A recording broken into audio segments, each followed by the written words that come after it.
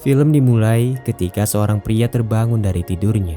Program AI di jam tangannya memberikan peringatan bahwa waktu sudah menunjukkan pukul 9 pagi. Pria itu bernama Sun Yang, seorang astronom muda yang bekerja di rumah untuk mengamati bintang-bintang. Dengan bantuan AI yang bernama Ilsa, Sun Yang menganalisa data tentang bintang KIC 846 yang belum lama ini menghilang. Fenomena itu menentang hukum termodinamika 1, di mana energi tidak dapat diciptakan atau dimusnahkan, melainkan hanya bisa diubah bentuknya saja.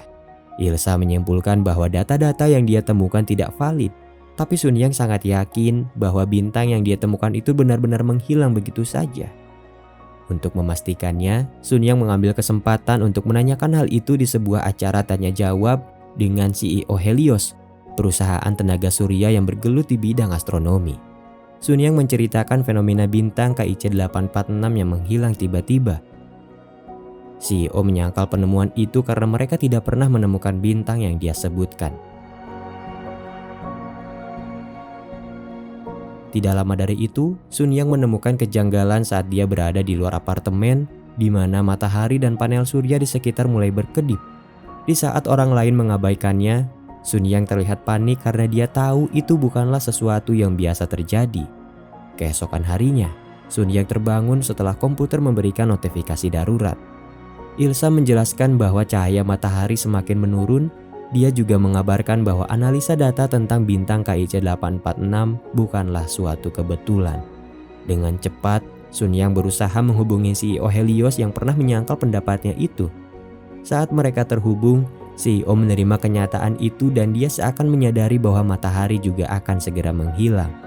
Merasa itu adalah akhir dunia, CEO yang bernama Wang Yun itu memberikan alamatnya kepada Sun Yang agar mereka bisa berkumpul dan bertahan hidup bersama.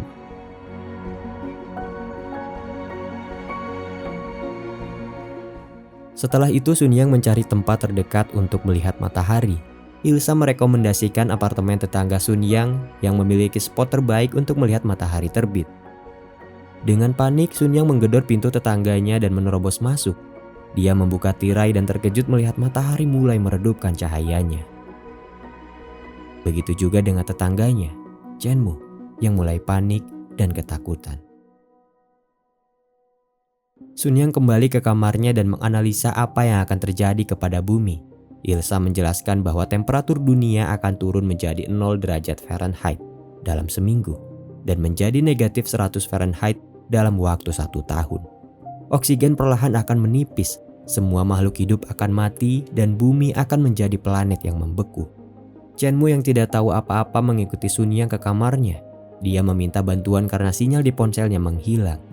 Sun Yang menjelaskan bahwa semuanya yang berkaitan dengan listrik akan lenyap karena panel surya tidak bisa lagi memberikan daya. Sun Yang dengan sikap apatisnya itu menyuruh Chen Mu untuk pergi dan mempersiapkan diri menghadapi kenyataan. Setelah itu dia pergi ke minimarket untuk membeli peta dan persediaan makanan sebelum pergi ke tempat Wang Yun. Keadaan ternyata sudah semakin kacau di mana metode transaksi digital terhambat karena tidak ada lagi sinyal. Untung saja Sun Yang sudah mengantisipasi hal itu dengan membawa uang tunai. Kekacauan yang semakin menjadi membuat orang-orang berubah dan hanya memperdulikan dirinya sendiri. Sun Yang menjadi target perampokan karena dia kedapatan membawa uang tunai saat itu. Sesampainya di apartemen, dia mengobati lukanya dan mengemas semua barang yang dia butuhkan. Tidak lama dari itu Chen Mu datang dan terus meminta pertolongan kepada Sun Yang untuk menghubungi keluarganya. Namun apa boleh buat, Sun Yang tidak bisa berbuat apa-apa untuknya. Tidak lama dari itu, Chen Mu bercerita bahwa dia punya sebuah mobil tapi tidak bisa mengendarainya. Dia mengajak Sun Yang untuk segera pergi dari apartemen itu karena di saat yang sama penjarahan terus terjadi di mana-mana. Mereka berdua berlari, berusaha mencapai mobil sebelum para penjara mengejar mereka. Sesampainya di tengah kota, lampu-lampu gedung mulai kehabisan daya dan mati begitu saja. Sun Yang membuka peta yang sebelumnya dia beli dan mulai merencanakan tujuan mereka selanjutnya. Mereka kesulitan membaca peta karena tidak terbiasa. Untung saja Ilsa bisa menjelaskannya untuk mereka. Chen Mu ingin sekali menemui orang tuanya di daerah barat distrik 2, Tapi sebelum itu mereka harus pergi ke tempat di mana Wang Yun berada. Di perjalanan, sikap Chen Mu yang ceria sedikit mengobati suasana walau pada akhirnya Sun Yang tetap saja dingin karena sikap apatisnya itu. Tidak lama dari itu, mereka singgah di tempat istirahat karena Chen Mu membutuhkan toilet. Sempat terpikir dalam benak Sun Yang untuk pergi meninggalkan Chen Mu. Namun dia tidak tega melakukan hal itu kepada orang yang sudah membantunya.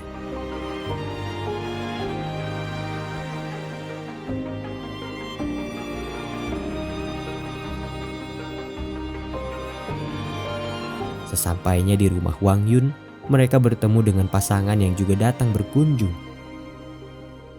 Tidak lama dari itu Wang Yun menampakkan dirinya. Dengan ramah dia menyambut orang-orang yang berkumpul di rumahnya. Mereka sangat menghormati Wang Yun karena perusahaan dia sudah mengakomodir tenaga surya bagi banyak orang. Saat itu mereka saling bercerita dan minum bersama. Dalam ceritanya, Wang Yun terlihat pasrah dengan keadaan bumi saat itu. Walau demikian, Sun Yang tetap teguh dalam pendiriannya untuk terus bertahan hidup. Tidak lama dari itu, ketika pasangan sebelumnya akan pergi melanjutkan perjalanan, Chen Mu dengan sikapnya yang penuh perhatian memberikan mantelnya karena keadaan di luar sangat dingin.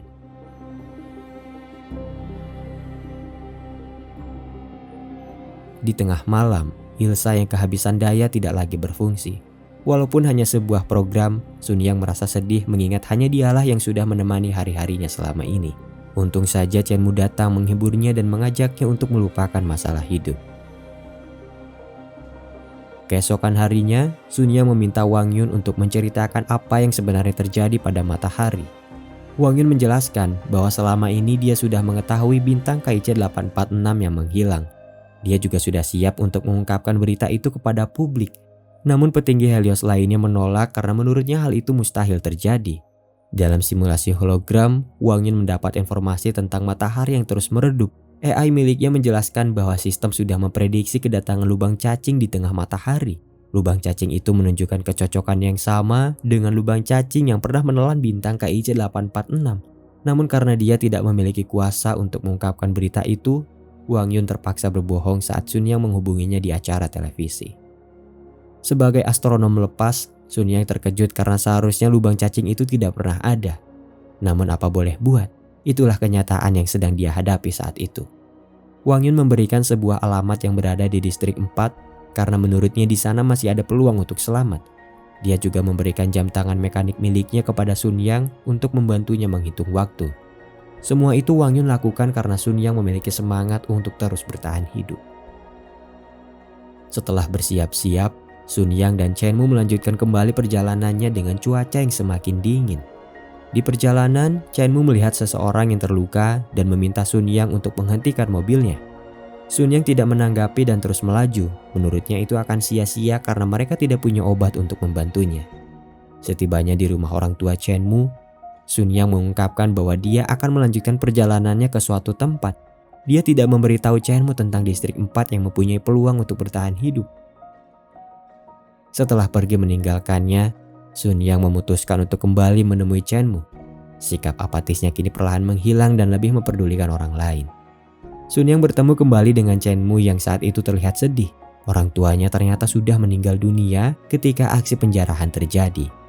Dalam surat yang ditinggalkan orang tua Chen Mu, mereka menyesal karena tidak bisa menjadi orang tua yang baik untuknya.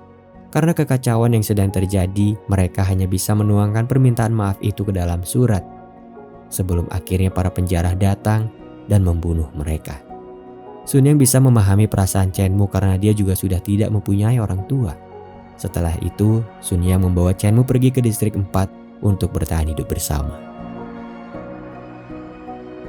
Di perjalanan, mereka terpaksa harus berhenti karena luka di kaki Sun Yang semakin parah.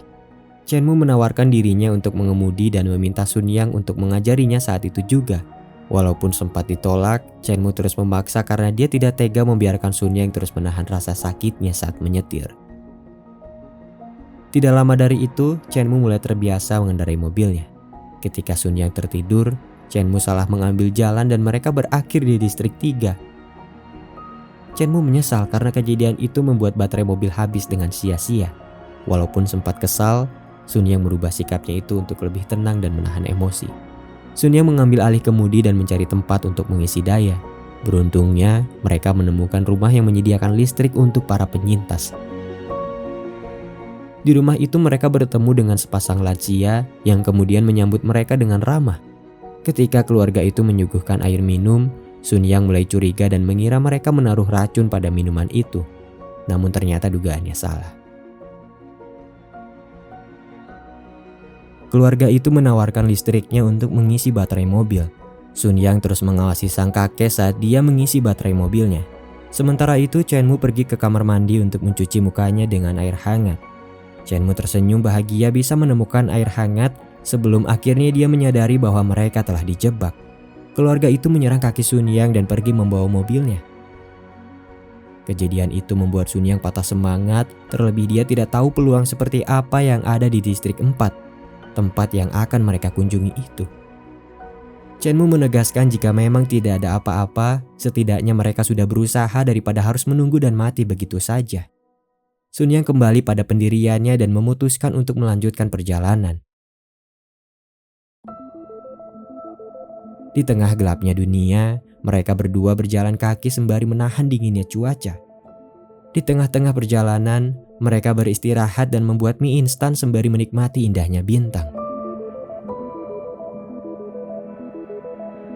Setelah melanjutkan perjalanan yang cukup jauh, mereka menemukan mobil Chen-mu yang sebelumnya dicuri terparkir di sebuah kawasan yang masih memiliki listrik.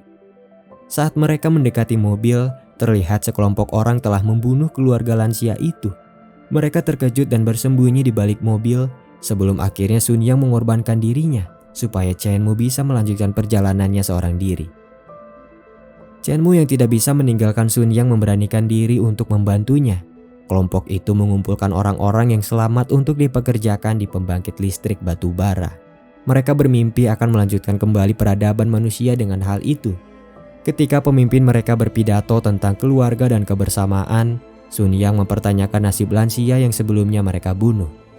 Merasa kekuasaannya akan terancam, pemimpin kelompok itu mengurung Sun Yang, dan di saat itulah Chen-mu datang menyelamatkannya. Setelah berusaha melarikan diri, mereka berhasil kabur menggunakan mobil Chen-mu saat penjahat itu mulai menembakkan pistolnya. Namun ternyata tembakan itu mengenai tubuh Sun Yang dan membuatnya semakin tidak berdaya. Setelah berusaha bertahan di tengah ketidakpastian itu, akhirnya mereka akan segera tiba di distrik 4. Sun Yang terkejut saat dia mencium bau belerang, sebelum akhirnya dia mengerti bahwa itu adalah energi panas bumi yang bisa menyokong kehidupan manusia selama miliaran tahun. Setelah menuliskan petunjuk di sebuah papan, mereka melanjutkan kembali perjalanannya. Namun, baterai mobil mereka tidak cukup untuk mencapai tempat tersebut. Di saat-saat terakhir, mereka hanya bisa mengandalkan tabung oksigen yang tersisa. Mereka berdua sudah siap menerima takdir, duduk bersama dan saling bercerita untuk menghabiskan sisa hidup. Cuaca dingin dan oksigen yang menipis membuat mereka perlahan tidak sadarkan diri. Namun untungnya keajaiban masih menyelimuti mereka berdua. Sebuah mobil dari kejauhan mendekat dan berhenti setelah menyadari sesuatu. Ternyata mereka adalah sepasang kekasih yang pernah dibantu oleh Chen-mu. Kebaikan sepele yang pernah dia berikan menjadi sesuatu yang sangat berarti. Sepasang kekasih itu memindahkan mereka berdua sebelum melanjutkan perjalanannya ke distrik 4. Film ini berakhir dengan siaran radio yang menjelaskan bahwa pemerintah sedang membangun cagar alam panas bumi dan tidak lama lagi mereka akan menyediakan rumah bawah tanah untuk semua orang. Bumi sudah terlepas dari orbitnya dan berkelana melewati luasnya ruang antar bintang. Secara ajaib, berdasarkan lintasan saat itu, bumi akan tiba di sistem bintang Alpha Centauri, di mana matahari baru sudah menanti mereka.